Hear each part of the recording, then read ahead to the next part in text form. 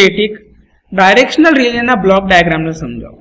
તો static directional રિલેનો block diagram જો તમે અહીં આકૃતિમાં જોઈ શકતા હશો, અહીંયા એક કમ્પેરેટરનો બ્લોક છે જ્યાં આગળ કમ્પેરેટરમાં બે સિગ્નલની કમ્પેરિઝન કરવામાં આવશે. અહીંયા બે ઇનપુટ સિગ્નલ છે.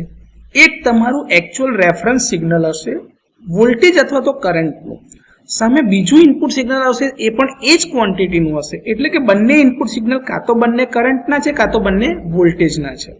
હવે આ બંને ક્વોન્ટિટી જે ઇનપુટ તરીકે આપવામાં આવી છે એનું કમ્પેરિઝન એ કમ્પેરેટર બ્લોકમાં થતું હશે.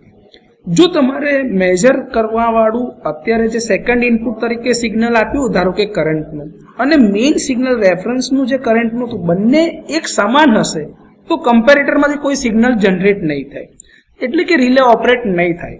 પરંતુ કોઈ કારણથી જો તમે જે ઇનપુટ સિગ્નલ આપેલું છે એ અને એકચ્યુઅલી રેફરન્સ સિગ્નલ જે હતું કરંટનું એ બંનેની અંદરમાં જો કોઈ તફાવત હશે તો બંનેના આધારે એક વેક્ટર ડિફરન્સનું સિગ્નલ જનરેટ થશે.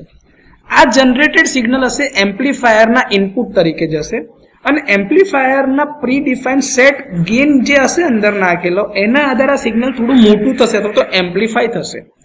આ એમ્પ્લીફાય થયેલું સિગ્નલ આઉટપુટ બ્લોકને જશે અને આ આઉટપુટ બ્લોક જે છે એ તમારું આઉટપુટ સિગ્નલ જનરેટ કરશે, જેના આધારે તમારું બ્રેકરને એનર્જાઇઝેશન સિગ્નલ એટલે કે ટ્રિપિંગ કમાન્ડ મળશે, જેના આધારે બ્રેકર તમારું ઓપરેટ થશે અને હેલ્ધી સેક્શનને ફોલ્ટી સેક્શનથી છૂટો પાડશે. તો આ રીતે સ્ટેટિક ડાયરેક્શનલ રિલેનો બ્લોક ડાયાગ્રામ સમજી શકાય અથવા તો એનું કામ કેવી રીતે થાય છે તે પણ જાણી શકાય.